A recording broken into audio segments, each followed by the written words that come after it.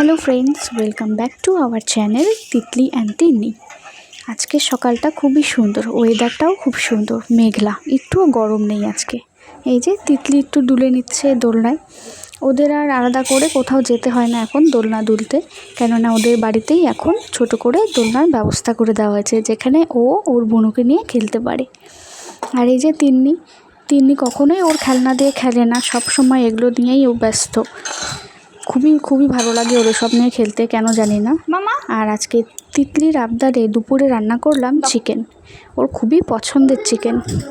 এখন তো স্কুল ছুটি, এর জন্য দু একটা বায়না চলতেই থাকে।